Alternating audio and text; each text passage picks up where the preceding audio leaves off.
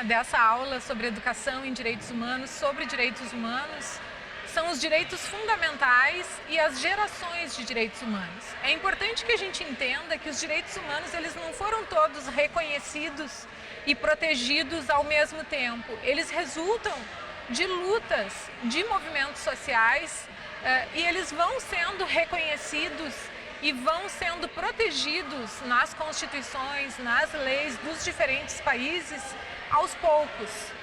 E à medida que se vai conquistando direitos, a educação em direitos humanos, a cultura em direitos humanos que vai sendo produzida, vai fazendo com que as pessoas percebam outros direitos que elas ainda não usufruem, ou direitos que já foram reconhecidos e que elas não usufruem, ou as mudanças na sociedade vão produzindo a necessidade de que novos direitos sejam reconhecidos e protegidos em lei e que façam parte da cultura da sociedade e que efetivamente sejam considerados e protegidos cotidianamente. Bom, então, direitos fundamentais são os direitos protegidos nas leis, protegidos nas constituições. Um Estado democrático de direito é um Estado que observa a sua Constituição nas suas ações cotidianas, diferentemente de um Estado de exceção que vai tomar decisões autoritárias que não são previstas nas leis do país. A gente tem, no caso brasileiro, uma Constituição formal que reconhece e protege diversos direitos humanos reconhecidos internacionalmente, em acordos internacionais que o país é signatário. Entretanto, uma grande parcela da população vive como se estivéssemos sob o regime de um estado de exceção, uma vez que os seus direitos são violados cotidianamente, como é o caso das crianças, das pessoas que vivem em situação de rua, uma vez que a nossa Constituição prevê o direito à alimentação, o direito à educação, o direito à saúde, o direito à moradia. Essa situação das pessoas em situação de rua, por exemplo, são pessoas que não estão protegidas pela lei, pela Constituição Federal. Para elas, é como se vivêssemos um estado de exceção que não respeita a sua Constituição.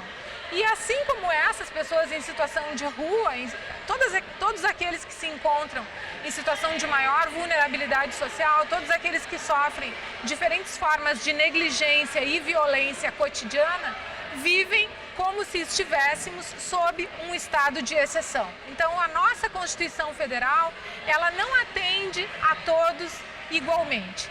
Então, a primeira geração de direitos humanos, ela prevê os direitos individuais, principalmente o respeito à dignidade humana, à liberdade e à igualdade perante a lei. São direitos formais, individuais, que compõem a primeira geração dos direitos humanos e que foram lá, então, solicitados, reivindicados pela Constituição, pela Declaração de Independência dos Estados Unidos, pela Declaração da Revolução Francesa e pela Declaração Universal dos Direitos Humanos de 1948.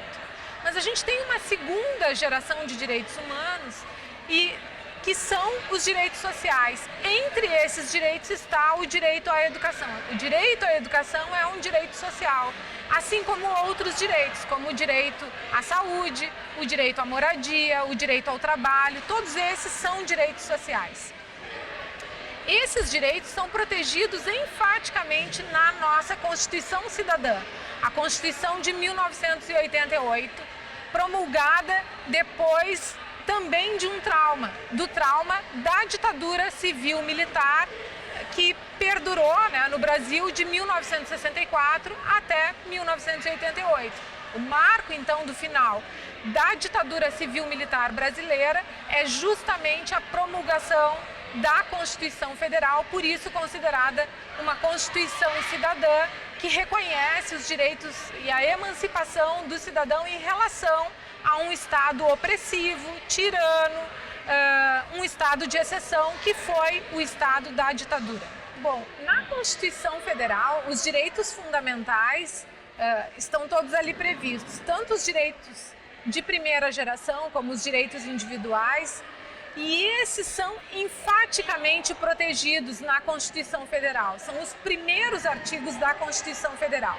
E aqui eu gostaria de destacar o artigo 5º da Constituição Federal, que além de reafirmar a igualdade perante a lei entre todos os brasileiros, ele também defende enfaticamente a liberdade de expressão e a liberdade de exercício profissional. Então, todos nós, brasileiros, estamos protegidos pelo artigo 5º da Constituição, e esses primeiros artigos da Constituição, eles não estão sujeitos a emendas constitucionais. Eles são cláusulas pétreas da nossa Constituição Federal. Portanto, a liberdade de expressão é uma cláusula pétrea que não pode ser modificada por nenhuma emenda constitucional.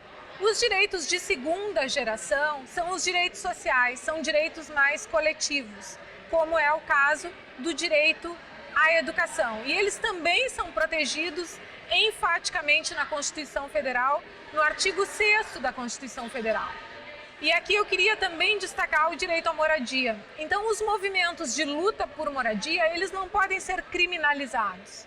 Eles são movimentos justos, que tentam garantir que o que está previsto na lei seja cumprido pelo Estado. Diferentemente dos direitos de primeira geração, que limitavam o poder do Estado, garantindo a emancipação, os direitos individuais, os direitos de segunda geração, eles vão exigir do Estado um Estado maior, não mais um Estado mínimo, mas um Estado maior que faça valer os direitos sociais, como o direito à educação, o direito à saúde, o direito ao trabalho, o direito à moradia. Para que esses direitos sejam cumpridos, não podemos ter um Estado mínimo. Precisamos de um Estado com servidores, com quadros técnicos que realmente façam cumprir esses direitos previstos na Constituição Federal. Então, esses são os direitos sociais, os direitos de segunda geração, também direitos fundamentais, uma vez que eles estão previstos na Constituição Federal e na legislação complementar.